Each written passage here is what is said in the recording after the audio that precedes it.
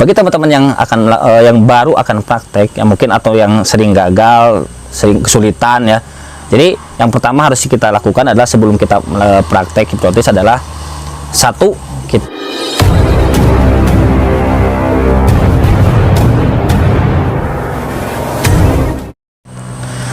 Oke, assalamualaikum warahmatullahi wabarakatuh. Salam sejahtera untuk kita semua. Balik lagi di channelnya Bajang Pras ya.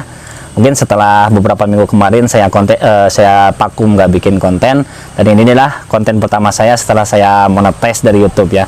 Dan di sini saya mengucapkan banyak-banyak terima kasih kepada teman-teman yang sudah mendukung channelnya Bajang Pras sampai akhirnya channelnya Bajang Pras ini bisa monetis dari YouTube ya. Mudah-mudahan teman-teman bisa terus mendukung channelnya Bajang Pras supaya channelnya Bajang Pras ini bisa terus berkembang, bisa terus maju, bisa memberikan terus edukasi serta hiburan untuk teman-teman semua. Oke, di kesempatan kali ini saya akan memberikan tutorial cara menghipnotis bagi teman-teman yang mungkin pemula yang kesulitan ketika akan praktek melakukan hipnotis. Nah, supaya tidak gagal paham ya ketika Anda praktek, ingat, jangan di skip videonya, tonton tahapan demi tahapannya. Jadi jangan di skip ya, jangan di skip videonya, tonton full videonya biar Anda tidak salah paham dan ketika praktek itu benar gitu, Anda berhasil. Nah, bagi teman-teman yang baru akan praktek, yang mungkin atau yang sering gagal, sering kesulitan ya. Jadi yang pertama harus kita lakukan adalah sebelum kita praktek hipnotis adalah satu, kita harus yang namanya percaya diri dulu pada diri kita. Kita harus yakin dulu pada diri kita bahwa kita itu mampu, bahwa kita bisa. Nah, caranya gimana? Ya kita tinggal berkata saja pada diri kita dalam hati, oh, pokoknya saya bisa, pokoknya saya mampu, pokoknya saya harus berhasil. Nah, ketika kita sudah percaya diri, ketika kita sudah yakin, nah disitulah kita akan yang namanya menemukan energi atau power dari hipnotis itu sendiri. Karena kenapa? Kita sudah percaya diri. Nah, ketika kita berhadapan dengan klien atau subjek pun akan menangkap aura-aura positif dari wajah kita, dari raut muka kita. Karena ketika kita percaya diri, berkomunikasi pun kita akan enak gitu, lancar gitu. Beda ketika kita gugup atau misalkan panik, pasti ngomong pun kita akan terbata-bata, terputus-putus. Nah, ketika itu subjek juga akan menangkap aura negatif. Wah, ini orangnya bisa apa enggak ya, ngomongnya juga nggak lancar. Nah, jadi seperti itu persiapan yang kita lakukan. Yang pertama yaitu tadi, kita harus percaya diri, kita harus yakin dulu pada diri kita bahwa kita bisa, bahwa kita mampu. Nah, yang kedua, kita harus bisa mengendalikan emosi. Nah, mengendalikan emosi dalam diri kita, kita jangan langsung terburu-buru, jangan langsung show off. Nah, itu penting. Jadi kita harus bersikap tenang, jangan terburu-buru dan bisa mengendalikan diri kita. Nah, jadi seperti itu. Kemudian ketika akan praktek, kemudian kita praktek ya. Kenapa di video-video saya sebelumnya saya melakukan sebelum melakukan hipnotis itu saya melakukan permainan pura-pura lupa atau mungkin permainan sulap. Nah, itu saya lakukan. Kenapa? Karena ketika saya bertemu dengan subjek atau ketika saya bertemu dengan subjek klien yang akan kita hipnotis, ketika saya misalkan saya mendekati seorang klien, kemudian saya bilang, "Oke, Mbak, mau saya hipnotis ya? Kita main hipnotis ya?" Nah, kalau saya langsung to the point seperti itu, maka ketika orang mendengar kata hipnotis itu kebanyakan orang akan takut, tidak mau. Nah, ketika orang takut, ketika orang tidak mau, nah disitulah ada yang namanya blocking area. Nah, jadi ketika ada blocking, ya hipnotis nggak bakalan terjadi. Karena syarat hipnotis itu sendiri orang harus mau gitu, harus mau. Jadi seperti itu. Jadi saya lakukan permainan pura-pura lupa. Contohnya saya lakukan permainan pura-pura lupa ya.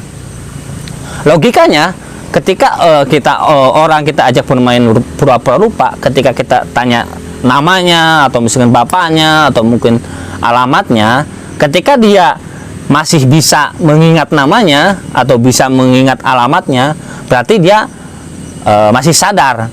Dia masih sadar.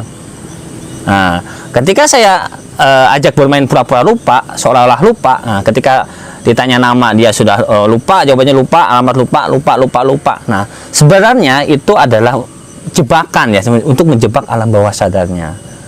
Jadi seperti itu. Ketika ditanya nama lupa, ketika ditanya alamat lupa, terus lupa. Nah, itu aslinya adalah untuk menjebak pikiran bawah sadarnya. Ketika sudah seperti itu, ya subjek siap untuk kita lakukan hipnotis. Kemudian ketika melakukan free induksi ya, ketika melakukan free induksi. Jadi di dalam hipnotis itu sendiri kan dalam melakukan hipnotis itu kita akan ada tahapan-tahapan ya. Yang pertama free induksi, kemudian induksi, kemudian deepening, kemudian sugesti, kemudian terminasi. Dan di sini saya tidak akan membahas kelima itu, saya akan membahas yang satu saja karena ini bagian terpenting dari hipnotis, keberhasilan suatu hipnotis. Jadi yang saya bahas kali ini adalah free induksi. Nah, seperti melakukan free induksi jari lengket. Nah, oke, Mbak, misalkan sebelum itu kita tanya dulu kepada subjek, Mbak atau Mas, lem yang menurut Anda paling lengket itu lem apa?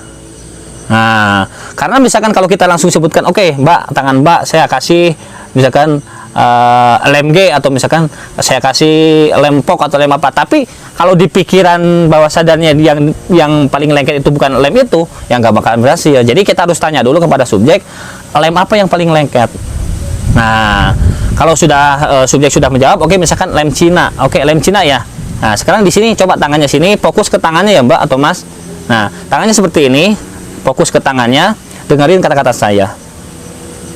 Oke, kalau misalkan di sini saya kasih lem Cina, saya kasih lem Cina di sini yang banyak, kira-kira tangan Mbak bisa dilepas nggak?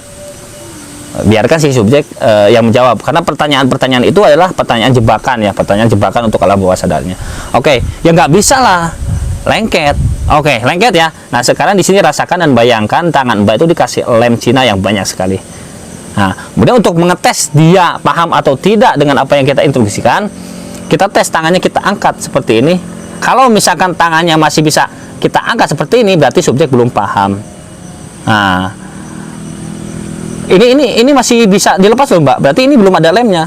Kan misalkan di sini ada lemnya, kalau tangan ada lemnya gimana Mbak? Lengket, ya lengket gimana? Kalau tangan lengket gimana? Ya tekan aja sambil kita kasih tekanan-tekan seperti ini. Oke, tekan. Oke, lengket ya Mbak ya, lengket. Oke. Sekarang tangan Mbak ada lemnya, lem Cinanya yang sangat lengket. Dua, sekarang tangan Mbak itu lemnya sudah kering. Nah, semakin berusaha Mbak atau Mas melepas tangan Anda, semakin Anda melepas tangan Anda, yang terjadi tangan Anda itu semakin lengket dan semakin susah untuk dilepas. Oke? Satu, tadi tangannya itu kan lengket ya, lengket, kering, ada lemnya. Dua, semakin berusaha dilepas, tangannya semakin lengket dan semakin nempel. Semakin lengket dan semakin nempel. Jadi semakin Mbak berusaha melepas tangannya, semakin lengket. Tiga, cobalah untuk membukanya, maka tangan Mbak akan lengket dan susah untuk dibuka sekali. Nah, ketika subjek berhasil, tangannya tidak bisa dilepas alias nempel, berarti subjek benar-benar paham dengan apa yang kita instruksikan. Karena keberhasilan suatu hipnotis itu adalah subjek paham dengan apa yang kita sampaikan. Nah, ketika sudah berhasil, jangan lupa untuk dinormalkan lagi ya. Nah, jadi seperti itu. Mungkin itu saja ya yang dapat saya sampaikan di video saya kali ini. Mudah-mudahan dengan adanya video dari saya ini, mudah-mudahan bisa membantu teman-teman yang mungkin kesulitan ketika akan melakukan hipnotis ya. Dan semoga bermanfaat juga konten saya ini. Jangan lupa untuk dukung terus channelnya Bajang Pras. Oke.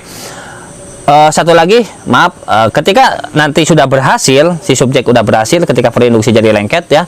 Ketika subjek sudah berhasil melakukan kita tes preinduksi jadi lengket, itu tandanya subjek sudah siap untuk kita hipnotis dan bisa kita induksi ya, kita tidurkan dengan cara dikagetkan atau ditepuk atau misalkan dijentikan tangan, itu biasanya akan berhasil. Nah, mungkin itu saja yang dapat saya sampaikan. Semoga bermanfaat dan silakan untuk dipraktekkan ya. Oke, selamat mencoba untuk teman-teman. Semoga bermanfaat dan sampai jumpa di video saya berikutnya bersama saya Bajang Pras. Sampai jumpa. Jangan lupa like, comment, and subscribe. Karena subscribe itu gratis guys.